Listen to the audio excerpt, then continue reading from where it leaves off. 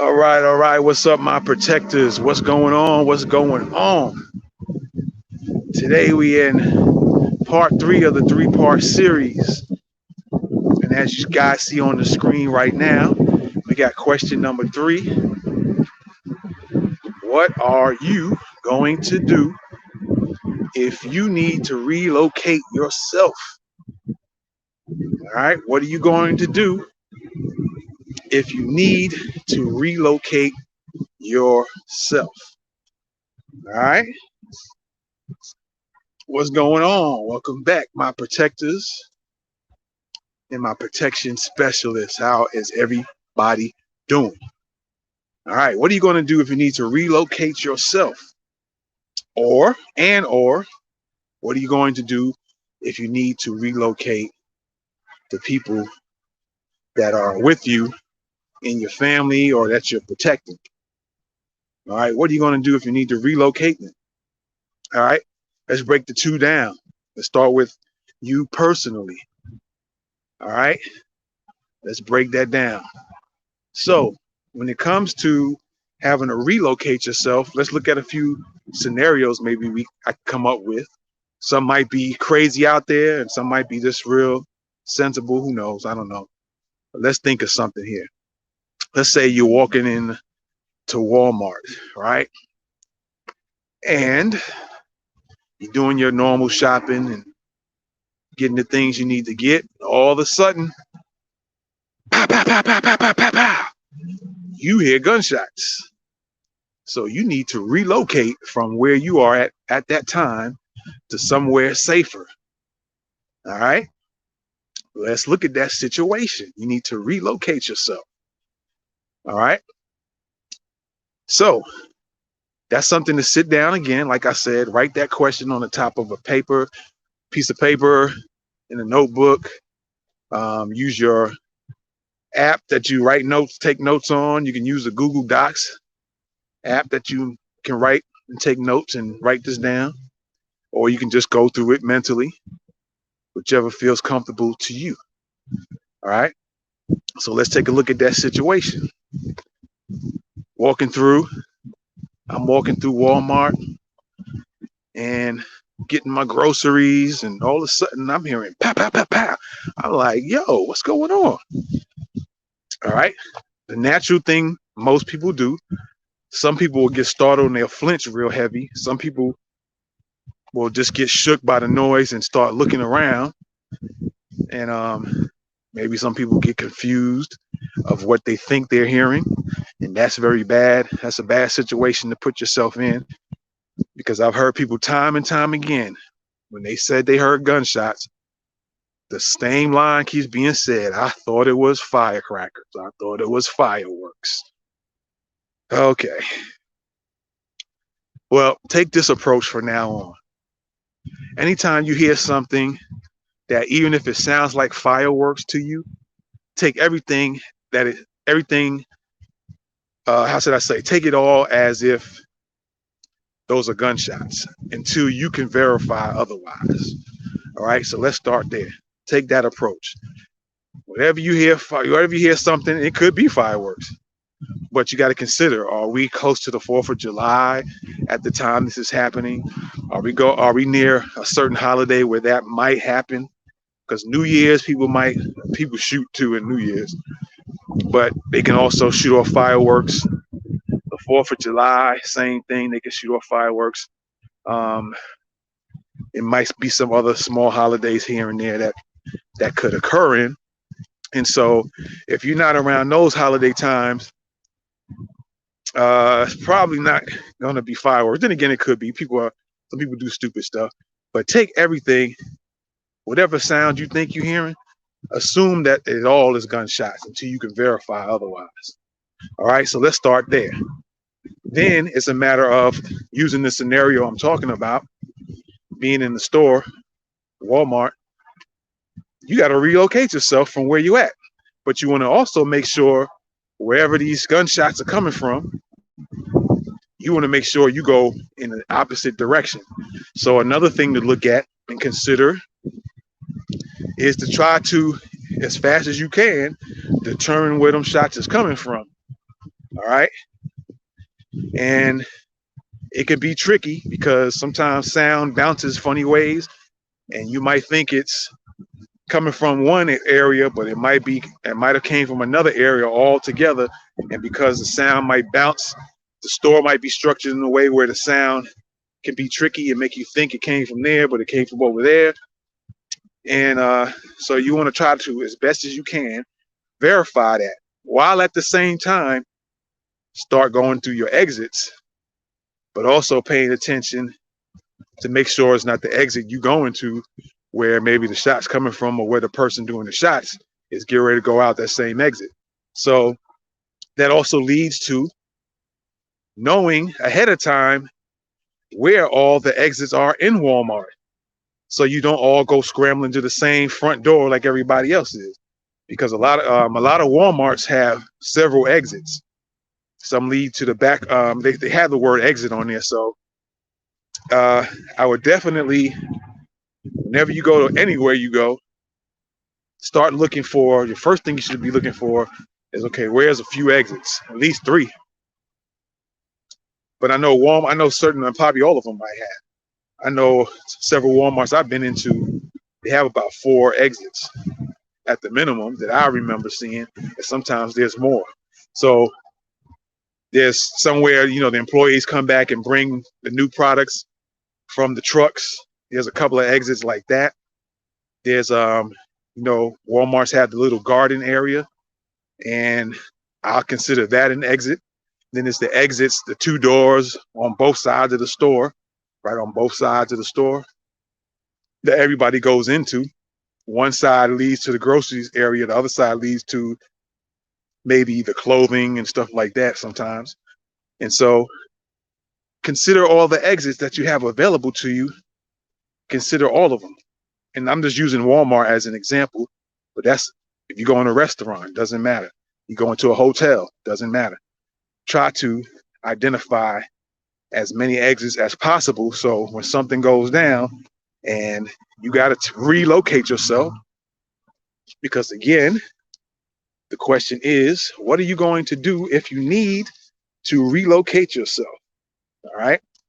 So what are you going to do? You got to go out an exit. What if you can't go out to any exits? There's some other things you can consider.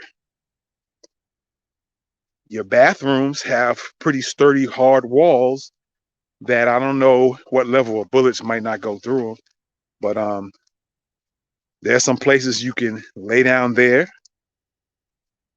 And if you need to, the person is doing the attacking has to come through that one area. That one door is not 2 and 3 doors in the bathroom. Most times, it might be some, but most times you're going in one door to the bathroom, do what you got to do. You got to go back out the same door. So you can go into a bathroom, hunker down, but maybe you don't hear any gunshots, and you kind of maybe peek out a little bit. All right. Also, you have a cell phone, right? You can also take your cell phone and maybe put it in the camera mode to where you can stick it out a little bit and see your corners, the areas you don't want to really peek your head out too tough. Maybe you can stick your camera out there just a little bit and see what you can see instead of sticking your head out. You can stick your hand, take the camera out, maybe hold the camera in such a way where the camera peeks out more than your hand, and you'll be able to see what's going on there, right? And then you might want to relocate yourself. Then let's talk about the relocation of you. Okay. So you have your car parked. It might not be smart. Let's say you're able to escape. It might not be the best idea to run to your car, get in and take off, drive away, because you don't know if the person's going to end up in the parking lot and start busting shots in the parking lot.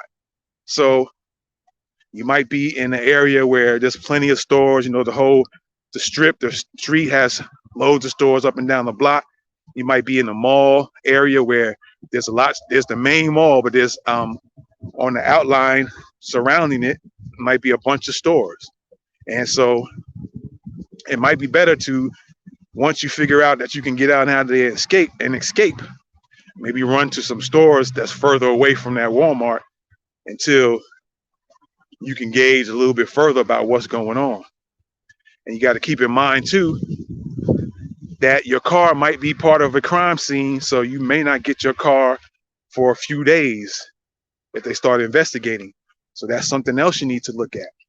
Okay. So kind of think about these things ahead of time. That's why I say you write it down, you think, you plan it. You know, what can I do to relocate myself if I'm in this situation? If I'm at a hotel and something goes down at the hotel, what can I do? If I'm at a concert, something goes down at the concert, what can I do? All right. I'm at a party with some friends, something goes down at the party, where the exit's at.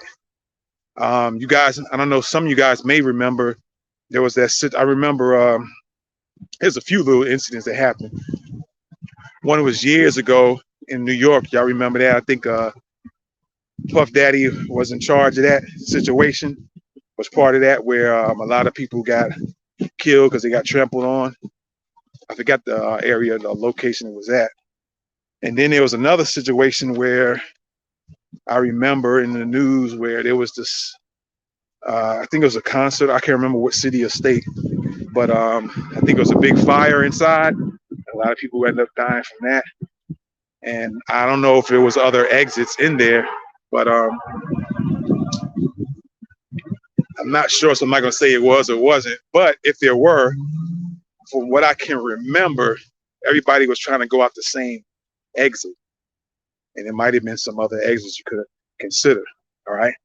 And you got to be a little creative and outside the box thinking sometimes when it comes to exits, because there might be exits that you might not think or consider off top that they would be exits, but there are exits out there. Okay. So that might even call for you smashing a window because you can't get to the other exits that you already checked out. So you might have to smash a window and that's your new exit. All right. You might have to go in the back where the cooks cook because that's where exit is at. We might have to consider that to be an exit if you're at a restaurant.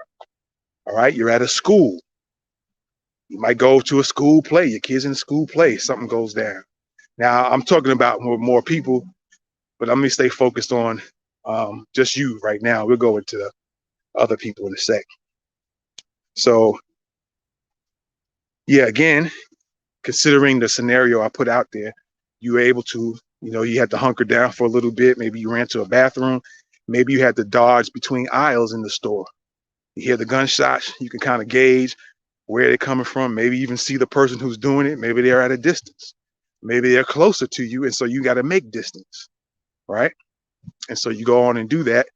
You make your distance. And then you figure, oh, here's an exit right here. Let me get out of here. And I'm not going to go to my car just yet because, police might be coming and they might start busting shots because they might not know what's going on. So they'll start busting. And so let me go on to, there's a store down the way there. I'm going to go over there and wait and then see if I can come back in an hour or so, maybe to get the situation together. While you're waiting, you might want to call family members, have them check the news. You can get on your own phone, go on YouTube and see if the news didn't come out about the shooting that you were just at and get some information, get some intel from those sources. All right.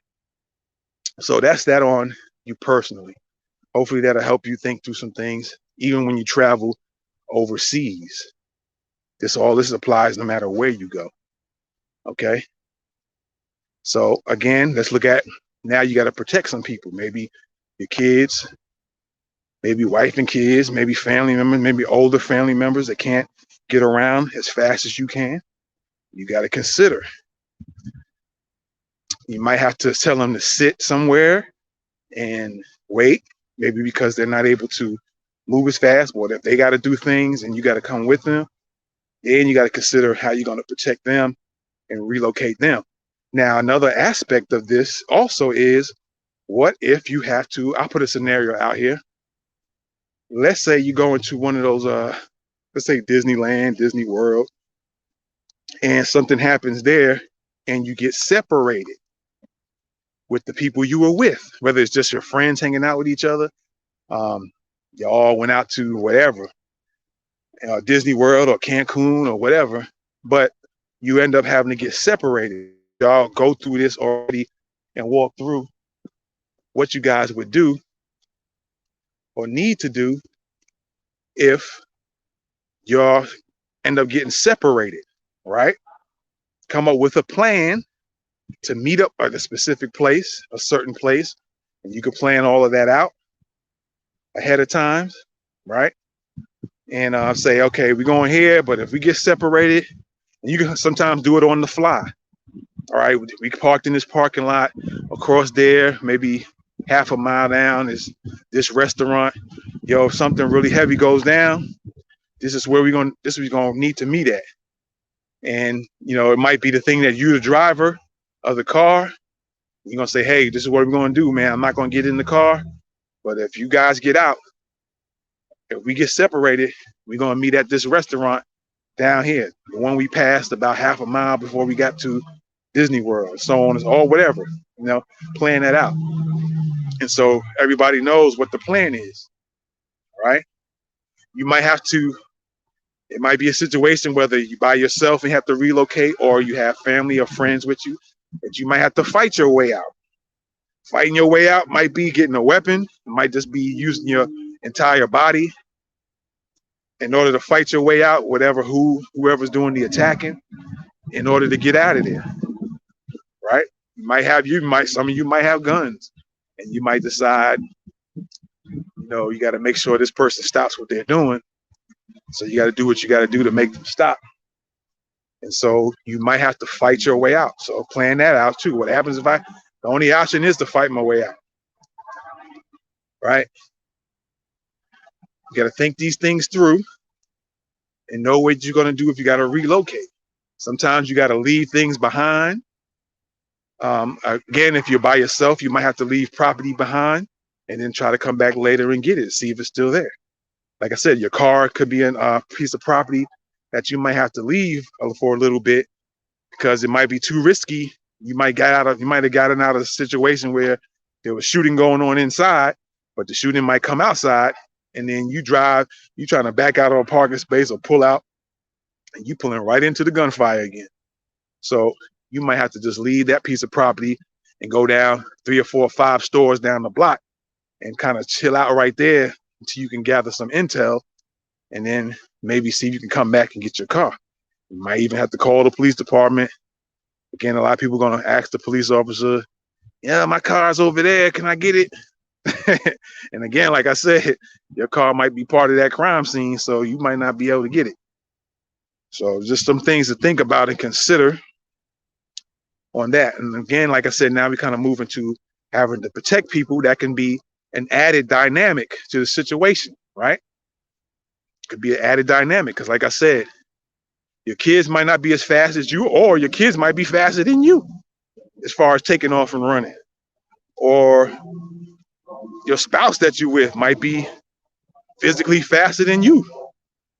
And so they might be able to get out of there, and you have to relocate. You get separated. You got to come up with a plan. What I'm going to do to have to relocate. You got to relocate. What you going to do? What are you going to do?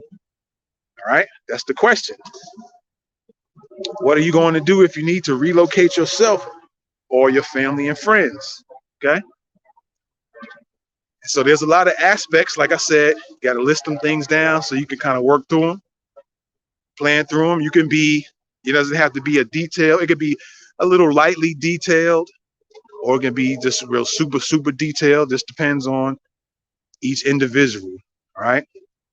So I hope that helped you. Hope that helps you in your protection for the rest of your life. Those 3 questions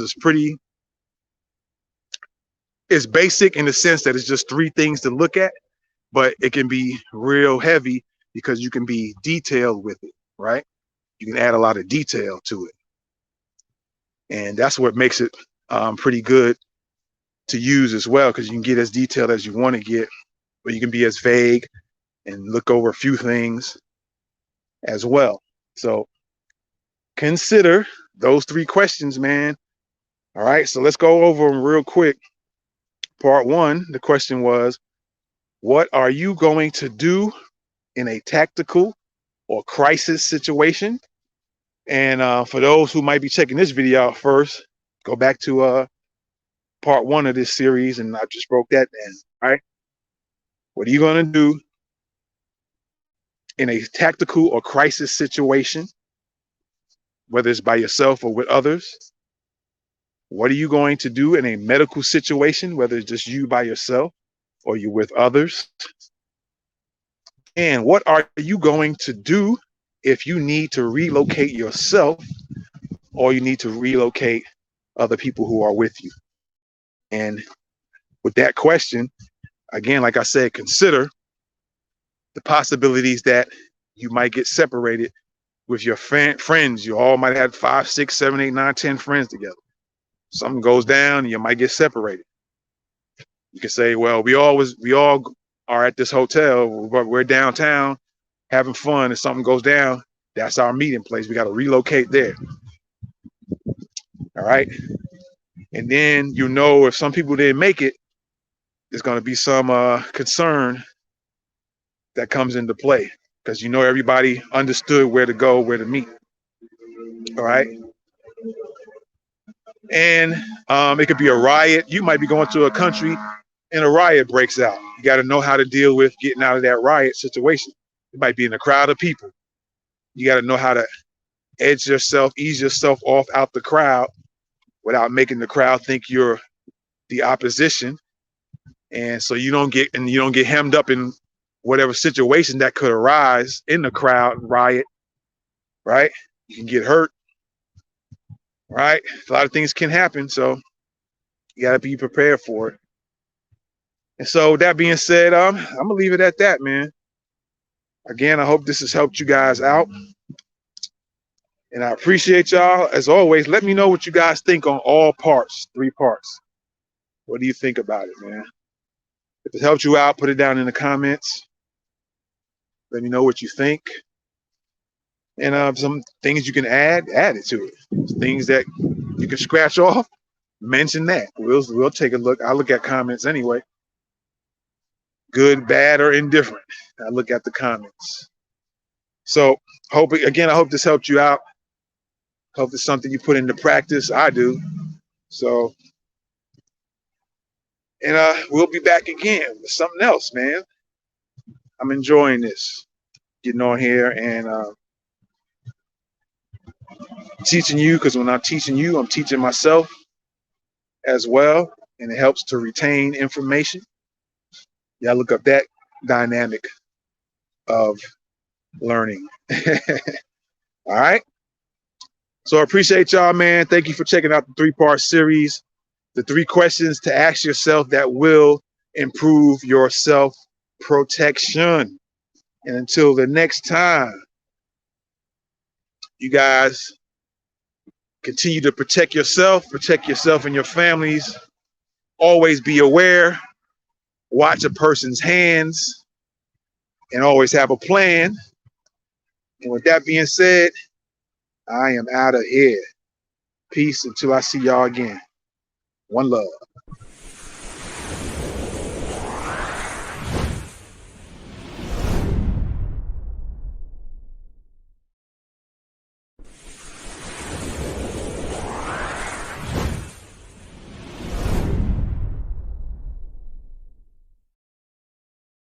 Sit down and brainstorm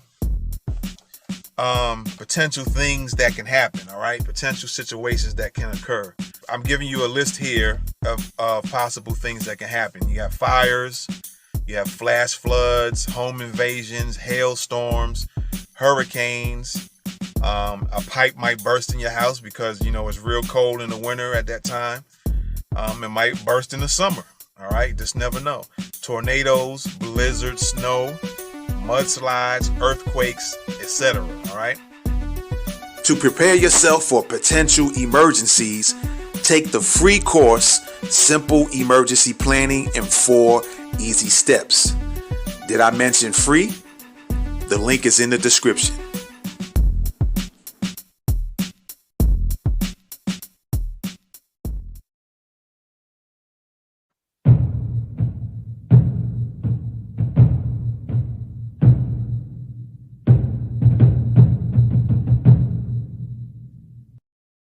Safe house is a location other than your primary residence that you can go to whenever you need assistance or protection from any possible criminal or violent encounters.